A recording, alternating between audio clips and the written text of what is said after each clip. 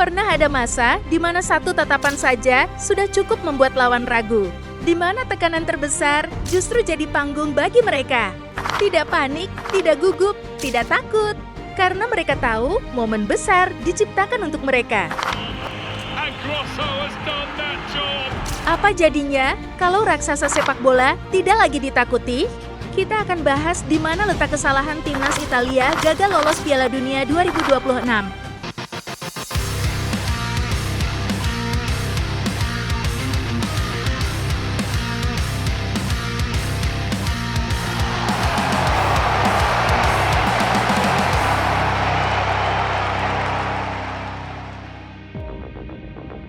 Sepak bola punya hukum yang kejam, bahkan raksasa bisa jatuh.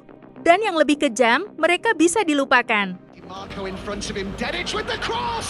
Hari ini kita bicara tentang satu nama besar, Timnas Italia 4 kali juara dunia, legenda hidup dalam sejarah sepak bola. Tapi sekarang, nyaris jadi bahan tertawaan.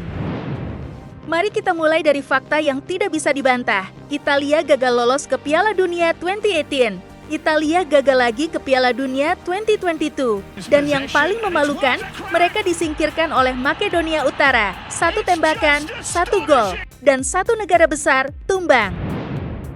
Ironisnya, Italia sempat membuat dunia percaya mereka sudah kembali. Mereka juara UEFA Euro 2020, mengalahkan Inggris di final. Semua orang bilang Italia sudah bangkit, tapi sekarang kita tahu itu cuma ilusi. Karena setelah itu, semuanya runtuh. Coba bandingkan generasi dulu, Andrea Pirlo, Francesco Totti, Gianluigi Buffon, dengan sekarang. Sebelum lanjut, subscribe dulu dong, bos. Lihat sosok seperti Gianluigi Buffon, seorang penjaga gawang yang bukan hanya menjaga gawang, tapi menjaga harapan satu negara. Di bawah tekanan puluhan ribu penonton, dia tidak panik. Dia tidak ragu, karena dalam dirinya ada keyakinan, aku tidak akan jatuh hari ini. Tahu Andrea Pirlo, pemain yang terlihat santai, bahkan di momen paling tegang. Tapi justru disitulah kekuatannya. Saat pemain lain terburu-buru, dia berjalan pelan. Saat pemain lain gugup, dia tetap tenang. Dan tentu saja, nama seperti Francesco Totti, simbol loyalitas, simbol keberanian, bermain dengan cedera, tetap berdiri, tetap bertarung, karena baginya menyerah bukan pilihan. Mentalitas inilah yang dulu membuat Italia berbeda. Mereka tidak selalu bermain indah, tapi mereka tahu bagaimana menang. Dan sekarang, saya ingin tanya ke kalian semua, apakah mentalitas seperti ini masih ada di Italia hari ini? Apakah pemain sekarang punya keberanian seperti Gianluigi Buffon? Punya ketenangan seperti Andrea Pirlo? Punya jiwa bertarung seperti Francesco Totti?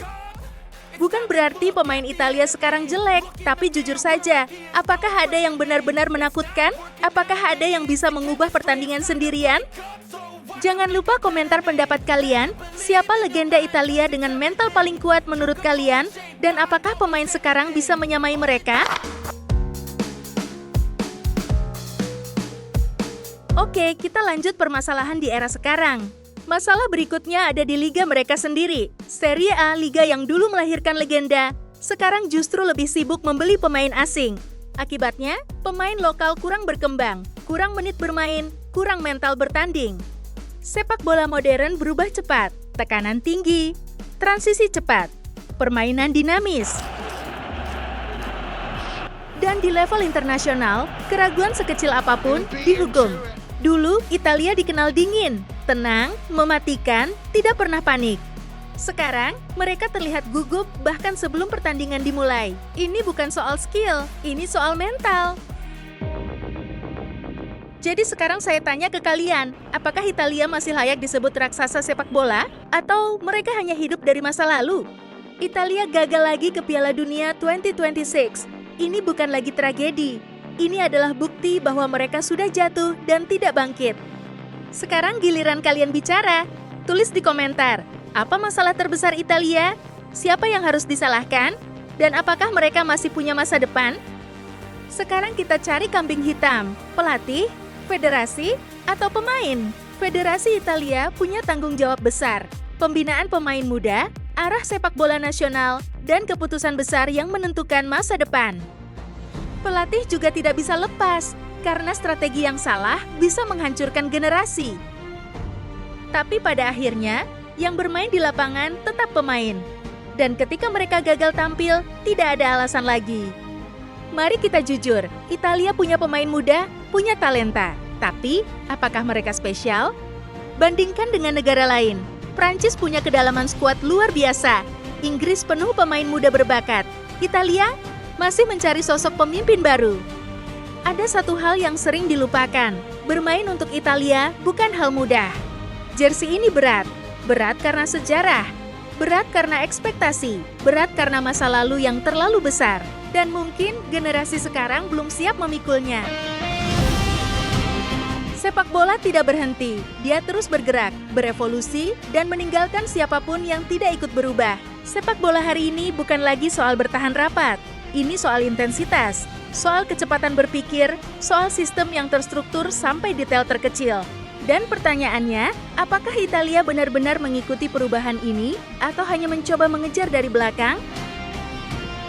Dulu, Italia punya identitas jelas, solid, disiplin, mematikan.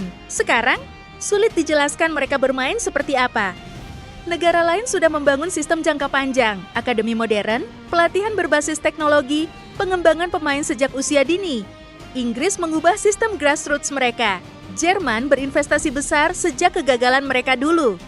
Italia pernah membuktikan bahwa dengan mental yang kuat, mereka bisa mengalahkan siapapun.